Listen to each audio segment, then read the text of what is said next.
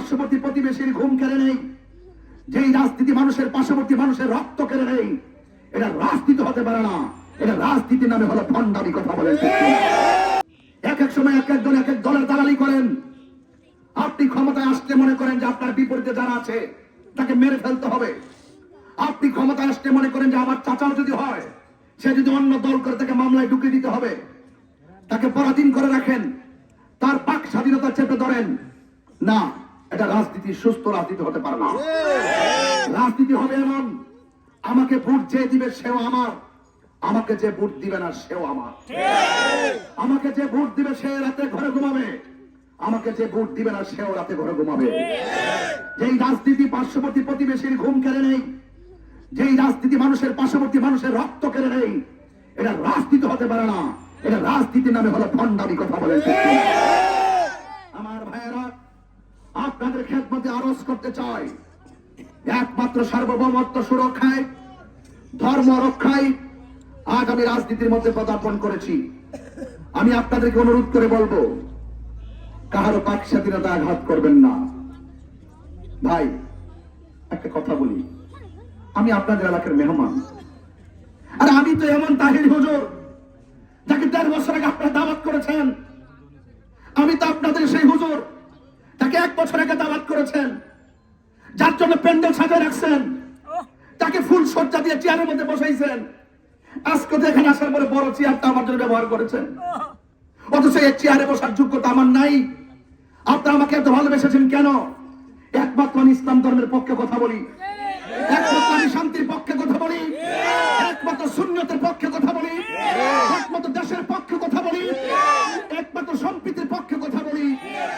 কিন্তু আমি যখন দেখি যেই মানুষগুলো অনেক সময় অনেক কষ্ট দেয়, আমি মেহমান, আমি আজকে প্রচারণায় গিয়েছি, আমার কলিজাটা ফেটে গেছে। কারা, কি ব্যাপার? আরে একটা মেহমান কাদ্দাইফু মুজিবুর রহমান, মেহমান তো আল্লাহর মেজবান। আর এই দেশের নাগরিক হিসাবে আমার অধিকার আছে। আমার অধিকার কেড়ে নেওয়ার জন্য আপনি চলে এসেছেন, আমার বাক স্বাধীনতা আপনি রুদ্ধ করে দিয়েছেন, এই শত শত মানুষের আবেগকে আপনি বিনষ্ট করে দিয়েছেন, এবং এই ইলেকশন এবং নির্বাচন নিয়ে জনগণের মধ্যে যে আকাঙ্ক্ষা সৃষ্টি হয়েছে, সে আকাঙ্ক্ষা রুটম্যাপকে আপনি ব্যাহত করে দিয়েছেন, এবং জনমনে আপনি আতঙ্ক সৃষ্টি করে দিয়েছেন। তাহলে তো আমি আমার হৃদয় থেকে অনেক ব্যথা পেয়েছি। আমার ছেলেগুলো অনেক কষ্ট পেয়েছে, 3 দিন পর্যন্ত আর ঘুম নাই। তাহির হুজুর আসবে, কোথায় কোথায় প্রোগ্রাম করবে, এই প্রোগ্রামগুলো প্ল্যান করে করে দেওয়া। আজকে অনেক মেহমান দূর থেকে আসছিলেন যে আমাদের সংযোগে অংশগ্রহণ করার জন্য। যখন তারা ভিতরে ঢুকলেন, ঢুকার পরে বলতেছে যে ভাই, আপনি কোথায় নির্বাচন করতে আসছেন? আপনি নির্বাচন করবেন আর আপনি তাদের বাড়িতে যাবেন, তারা আপনাকে বাধা দিল। এমন একটা অবস্থা মনে হয় যেন তার রক্ত, মনে হয় যেন জীবন শেষ করে ফেলবে। আজকে দূরের মানুষগুলো আজকে এলাকা সম্পর্কে কি মেসেজটা পাইলে বলেন? এই দূর থেকে যে মানুষগুলো আসছে, আপনার গ্রামের ইজ্জত আপনি কতটুকু রক্ষা করতে পারলেন? যেই নেতার কারণে সমাজের ভারসাম্য নষ্ট হয়, যেই নেতার কারণে সমাজের সম্মান বিনষ্ট হয়, এটা কি উচিত হতে পারে ভাই? প্লিজ প্লিজ ভাই, আমি অনুরোধ করে বলি, ব্যবহার বংশের পরিচয়। আপনারা মানুষের জন্য কথা বলেন, মানুষের ইজ্জত নিয়ে ছিনিমিনি খেলবেন না। আপনার ভোট আপনি চান, আমার ভোট আমি চাইবো। জনগণ যাকে খুশি তাকে ভোট দিবে। আওয়াজ করে বলুন, ইজ্জত দেওয়ার মালিককে। আজকে যতটা প্রোগ্রাম গিয়েছে, চা শ্রমিক সহ করে, তারা যেভাবে আগলে ধরেছে, তারা যেভাবে কথাগুলো বলছে, আরে হিন্দু, সনাতন ধর্মের মানুষ, সনাতন ধর্মের মানুষ। আমি যখন ওই বাগানের শেষ মাথায় গিয়েছিলাম, হাতিমারাতে গিয়েছিলাম, হ্যাঁ আমি না ওখানে গিয়েছিলাম, একদম যাওয়ার পরে তারা কথা বলতে যায় চোখের পানি ফেলাই দিছে। আমি আশ্চর্য হয়ে গেলাম, কাঁদে কেন? আমি তারা জড়াইয়া ধরলাম, আরে অন্য ধর্মের মানুষ, সে কি কোন দল করে আমি জানি না, সেই হিন্দু ধর্মের মানুষটা প্রচার প্রচারণা করতে যাওয়ার পর, তার গ্রামে যাওয়ার পর চোখের পানি ফালাইয়া আমাকে বুকে আগলে ধরলো। আর তুমি মুসলমান হইয়া একটা মেহমানকে সম্মান দিতে পারলো না।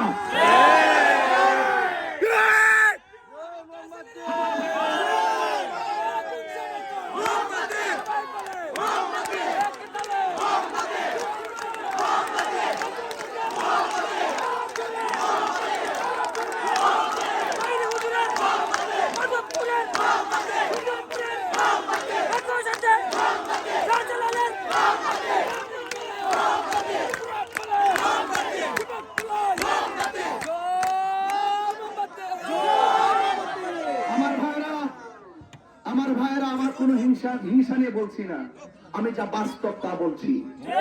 রাজনীতিতে যদি বাস্তবতার অভিজ্ঞতা না থাকে, এই রাজনীতি বিপদ ডেকে আনে।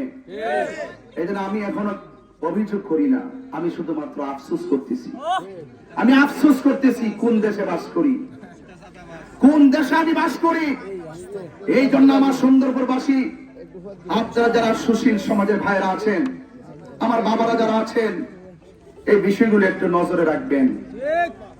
আমি আশা করি এখানে দাঁড়িয়েছি, আগামী বছর আমি থাকবো কিনা আমি জানি না। প্রত্যেকটা মানুষ আমার ওয়াজ শুনে কাঁদে, বাড়িতে মা বোনরা কাঁদে, মায়ের কথা বললে কাঁদে,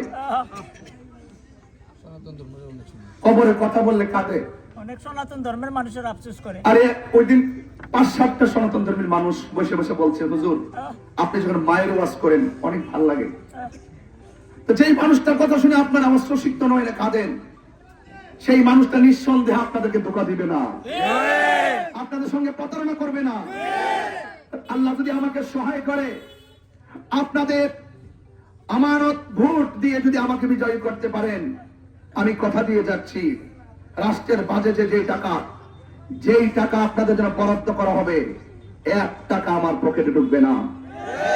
সবগুলো সুষম বন্টনীতির আলোকে আপনাদের আজকে যারা পুলিয়া উড়িয়েছেন, আজকে যারা প্রশ্ন তুলেছেন, আমার বাড়ি ব্রাহ্মণবাড়িয়া, এখানে কেন আসলাম, অনেক ভালো ভালো চেয়ারম্যানদের বক্তব্য শুনে আমি অবাক হয়ে গেলাম। তারা বিভিন্ন আঘাত করে কথা বলে যে আমার বাড়ি ব্রাহ্মণবাড়ি, এখানে কেন আসলাম? এখানে আসছি আমার সাংবিধানিক অধিকারের বলে, এখানে এসেছি চুরাঘাট মাধবপুরে ভালোবাসার বলে, এখানে এসেছি আমি সত্য প্রতিষ্ঠার লক্ষ্যে। এই জন্য আমি অনুরোধ করে বলবো, যারা বলেন তাহিরি সাহেব চুনারগড়ের জন্য কি করেছেন, এই প্রশ্ন তুলে সাধারণ মানুষকে বিভ্রান্ত করে। আরে কি করেছে মানে কি?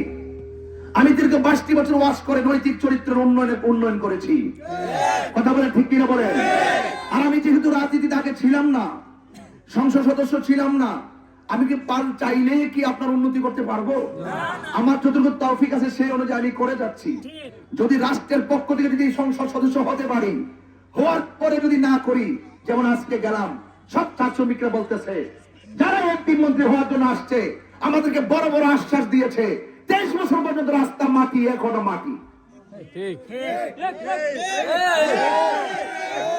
এবার আমি যদি আল্লাহ যদি আমাকে কবুল করে, আমি যদি তাদের পরিবর্তন না করি, তাইলে আপনি আমাকে বলতে পারবেন আমি কি উন্নয়ন করেছি।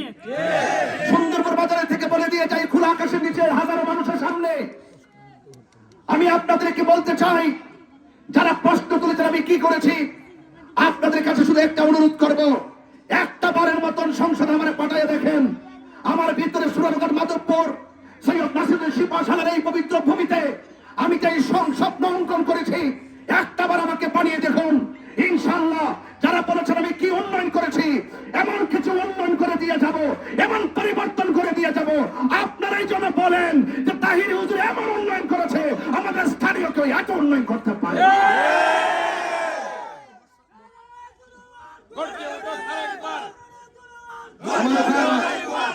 আমার বাবারা, শেষ কালাম, আরো অনেক জায়গায় যেতে হবে। মা বোনদেরকে আমার সালাম দিবেন, সনাতন ধর্মের প্রতি আদব রইল, আপনাদের প্রতি সালাম রইল। দেশটা সবার অনুরোধ করে বলি, নির্বাচনের দিন আপনারা সকাল সকাল কেন্দ্রে যাবেন, সকাল সকাল কেন্দ্রে গিয়ে আপনার মহামূল্যবান ভোটটুকু দিবেন, মা বোনদেরকে সাথে নিয়ে যাবেন। এ লড়াই সত্য প্রতিষ্ঠা লড়াই, এই নির্বাচনের লড়াই জুলুমের বিরুদ্ধে ন্যায় ইনসাফ ভিত্তিক সমাজ গঠন করার লড়াই। এখানে ব্যবসায়ীরা আছে না, যে আসক, চাঁদাবাজি আসেনি, বিভিন্ন ধরনের যে দোকান আছে, দোকানদারের কাছ থেকে অনেকে চাঁদা নেয় কি নেয় না? আল্লাহ যদি আমাকে সুযোগ দেয়, এই চাঁদাবাজদের চাঁদাবাজি বন্ধ করে দিব। আর পাশাপাশি আমার মোহাম্মদের সমর্থনকারীদেরকে, কর্মীদেরকে অনেকে যখন তারা মোমবাতির ভোট চাইতে যায়, লিফলেট বিতরণ করতে যায়, ব্যানার লাগাতে যায় এবং কোন ধরনের ফেস্টুন লাগাতে যায়, এগুলো ছিঁড়ে ফেলে তাদের প্রচারণায় বাধা দিচ্ছে এবং তাদেরকে হামলার ভয় দিচ্ছে, মামলার ভয় দেখানো হয়েছে। আপনাদেরকে বলবো, আমার পূর্বে আমাদের মজিদ খন্দকার, তার সাথে আমার আগেও কথা হয়েছে, মজিদ খন্দকার খুব সুন্দর সাবল্য ভাষায় বলে বক্তব্য দিয়েছেন। আমি শুধু আপনাদেরকে বলতে চাই, যদি কেউ কোনো হুমকি দেয়, কেউ মামলার হুমকি দেয়, কেউ সরাসরি হুমকি দেয়, তাদের মোবাইল নাম্বার রাখবেন, তাদেরকে ভিডিও করে রাখবেন, এবং আমরা ইনশাআল্লাহ এটা আমরা নির্বাচন কমিশন প্রশাসনের মাধ্যমে জবাব তো দিবই, এরপরে একটি আধ্যাত্মিক জবাব দিয়ে দিব ব্যালটে ভোটের মাধ্যমে। রাজি আছেন কিনা বলেন? রাজি আছেন কিনা বলেন? সবাই আমার জন্য দোয়া করবেন, আমি আপনাদের জন্য দোয়া করি।